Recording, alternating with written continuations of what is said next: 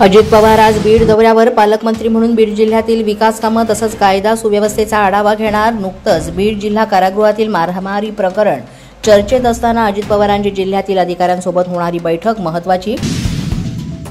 संतोष देशमुख हत्या प्रकरणातल्या आरोपींना लवकरात लवकर फाशी झाली पाहिजे, नाहीतर तसेच आतमध्ये एकमेकांना संपवतील। बीड जेल प्रकरणावरनं मनोज जरांगेंची टीका।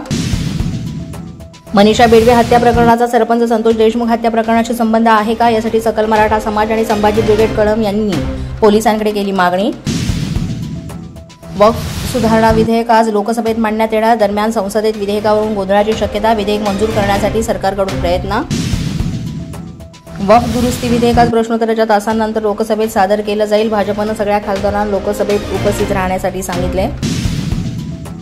वक्फ सुधारणा विधेयकाबाबत इंडिया आघाडीची बैठक पार पडली। राज्यसभेतील विरोधी पक्षनेते मल्लिकार्जुन खरगे यांच्या कार्यालयात झालेल्या बैठकीत आजची सभागृहातील रणनीती ठरली।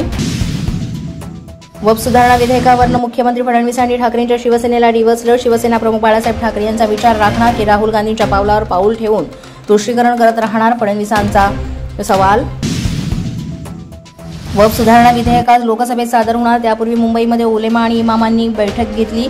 चंद्रबाबू नायडू, नितीश कुमार आणि अन्य सेक्युलर पक्षांनी विधेयकाविरोधात उभं राहावं, अन्यथा मुस्लिम धडा शिकवतील, उलेमांचा इशारा। वक्फ सुधारणा विधेयकाला आम्ही लोकसभेत पाठिंबा देऊ, शिंदेच्या शिवसेनेचे खासदार नरेश म्हस्के यांची प्रतिक्रिया। हे तर वक्फ बरबाद बिल, एमआयएमचे खासदार असदुद्दीन ओवैसी यांची भाजपवर टीका। लोकांमध्ये संभ्रम निर्माण करण्याचा भाजपचा प्रयत्न, ठाकरे शिवसेना गटाचे खासदार अरविंद सावंत यांनी केली टीका। अशाच नवनवीन व्हिडिओसाठी पोलीस माझा न्यूजचं YouTube चॅनल सबस्क्राईब करा। तसंच आमचं फेसबुक, इंस्टाग्राम आणि ट्विटर अकाउंट फॉलो करा। अधिक माहितीसाठी आमच्या www.polismazhanews.com या वेबसाईटला भेट द्या। पाहत रहा पोलीस माझा न्यूज।